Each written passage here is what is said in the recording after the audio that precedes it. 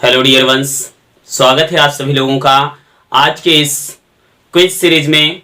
तो हमारे पास एक क्वेश्चन आया है कि आखिर ऐसा क्या होता है जो ह्यूमन टेस्टिस होता है, ह्यूमन का वृषण होता है, वो आउट ऑफ बॉडी क्यों होता है। और इसमें जो है हम बात करेंगे कि आखिर हमारा जो टेस्टिस होता है वो गर्मियों के मौसम में कह सकते हैं शरीर से बाहर या शरीर से दूर क्यों रहता है।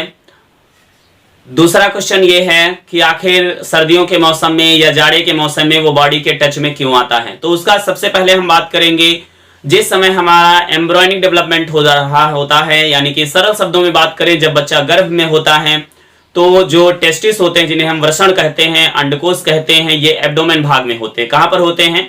एब्डोमेन भाग में होते हैं। लेकिन जिस समय जो है बच्चा बढ़ रहा होता है, धीरे धीरे जब बच्चा मैच्योर हो रहा होता है, डिलीवर होने की पोजीशन में आता है, तो जो वृषण होते हैं वो धीरे धीरे नीचे खिसकते हुए आउट ऑफ बॉडी या शरीर से बाहर हो जाते हैं, एक सैक में हो जाते हैं जिसको स्क्रोटल सैक कहते हैं।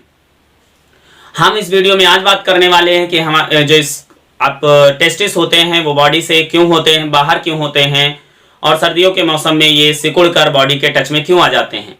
तो देखिए, आप सभी जानते हैं इसमें सेमिनिफेरस ट्यूब्यूल्स होती हैं और इसमें जो शुक्राणु बनने की प्रक्रिया होती है जिसको स्पर्मेटोजेनेसिस कहते हैं। स्पर्मेटोजेनेसिस आप सभी जानते हैं कि बॉडी का टेम्परेचर 37 डिग्री सेल्सियस होता है, लेकिन बॉडी के टेम्परेचर से हमेशा वृषण का टेम्परेचर 3 डिग्री सेल्सियस में अंतर रहता है। कहने का मतलब ये है कि हमेशा कम रहता है, क्योंकि बॉडी के टेम्परेचर के हिसाब से अगर शुक्राणु को टेम्परेचर मिल जाता है तो शुक्राणु नष्ट हो जाते हैं। इसीलिए हमारा जो टेस्टिस होता है वो वृषण जो होते हैं वो शरीर से बाहर होते हैं, और यही कारण है गर्मियों के मौसम में स्क्रोटल सह जाता है और ये हमारे शरीर से और दूर हो जाते हैं।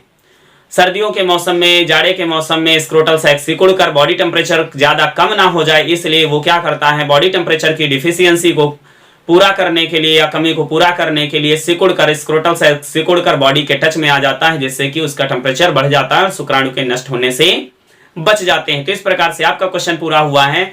आप यहाँ पर देख रहे होंगे कि क्या स्क्रोटल सैक है, स्क्रोटम क्या है, किस प्रकार से आता है, वो सारी जानकारी आप यहाँ पर साइड में देख रहे थे। तो आप देखकर समझ चुके होंगे और यहाँ पर इस बात को सुनकर आप समझ चुके होंगे कि आखिर टेस्टिस हमारा आउट ऑफ बॉडी क्यों होता है। वीडियो को पूरा देखने के लिए आप सभी लोगों का धन्यवाद। अगर आपके मन में किसी भी प्रकार का कोई भी बायोलॉजिकल क्वेश्चन, बायोलॉजिकल फैक्ट है तो आप कमेंट जरूर करिए। फिर मिलते हैं एक नई जानकारी के साथ, तब तक के लिए बाय बाय।